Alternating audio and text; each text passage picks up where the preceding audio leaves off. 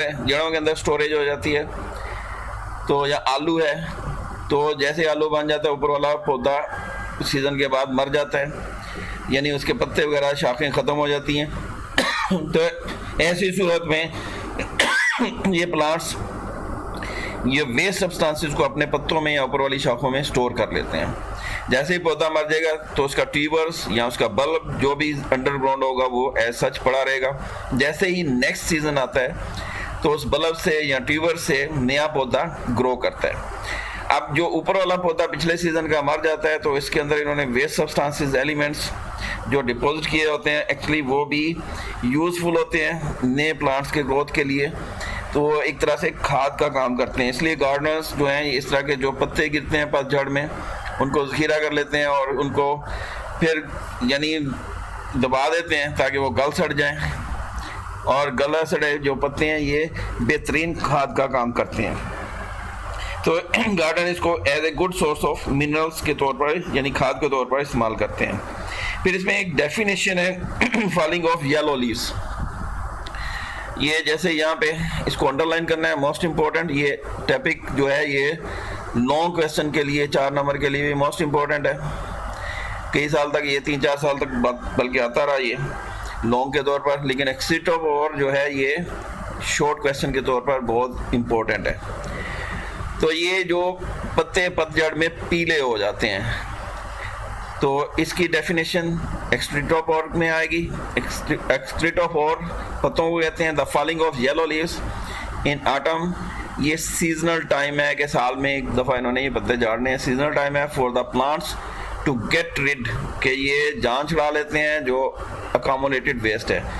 तो कुछ प्लांट तो डायरेक्ट पत्तों में ही डिपॉजिट करते हैं, कुछ प्लांट डिफरेंट पार्ट्स में स्टोर करते हैं। लेकिन जैसे ही पतझड़ आने वाली होती हैं तो ये डिफरेंट पार्ट्स से जो वेस्ट सब्सटेंसेस हैं उसको निकाल के पत्तों में ले आते हैं।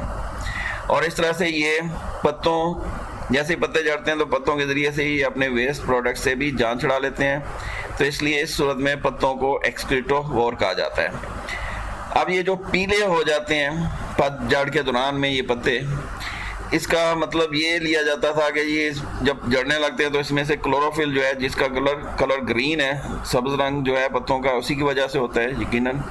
तो ये क्लोरोफिल जो है क्लोरोप्लास्ट के अंदर ये रिमूव हो जाता है, इसलिए ये पीले हो जाते हैं। लेकिन बाद की स्टडीज़ में ये साबित नहीं हुआ।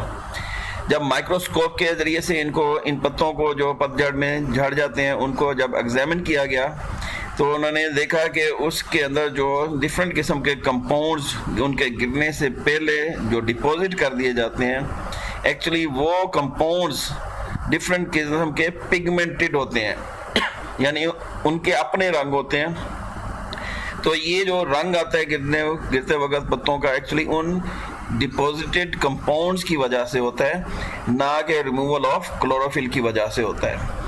तो ये टॉक्सिक भी हो सकते हैं बहुत सारे इसमें, तो हैवी मेटल्स हो सकती हैं और इस तरह से ये येलिंग हो जाती है पत्ते, यानी पीले रंग के हो जाते हैं। एक तो ये तरीका हो गया कि ये वेस्ट सब्सटेंसेस से ये पौधे कैसे जान छुड़ाते हैं।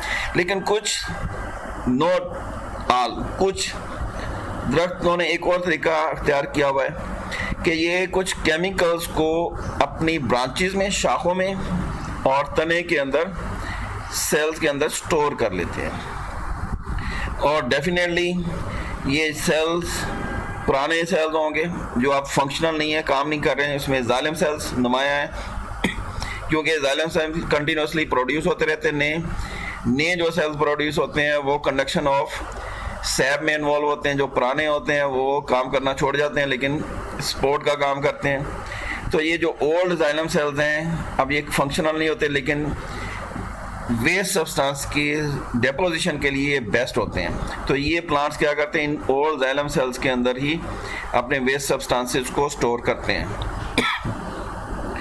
तो इसकी एग्जांपल में आ जाएगा इबोनी, उर्दू में इसको आबनूस कहते हैं, आबनूस का दरख्त। तो ये जब इसको तने को इसको काटा जाता है क्योंकि ओल्ड जाइलम सेल्स यकीनी तौर पर तने के सेंटर में होंगे, तो ये जो केमिकल डिपॉजिट करते हैं ये ब्लैक कलर के होते हैं। जब इनको काटा जाता है तो इनकी लकड़ी के सेंटर में ये ब्लैक वुड होती है, इसलिए इसको ब्लैक कलर की होती है इसलिए ब्लैक वुड कह देते हैं।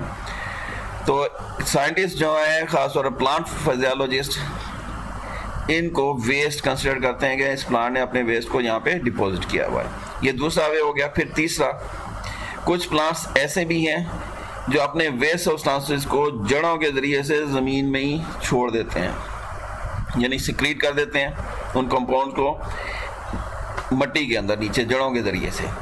और फिर उनमें से भी कुछ ऐसे हैं जो टॉक्सिक सब्सटेंसेस को हैं हथियार के तौर पर इस्तेमाल करते हैं, यानी वेपन, केमिकल वेपन के तौर पर इस्तेमाल करते हैं।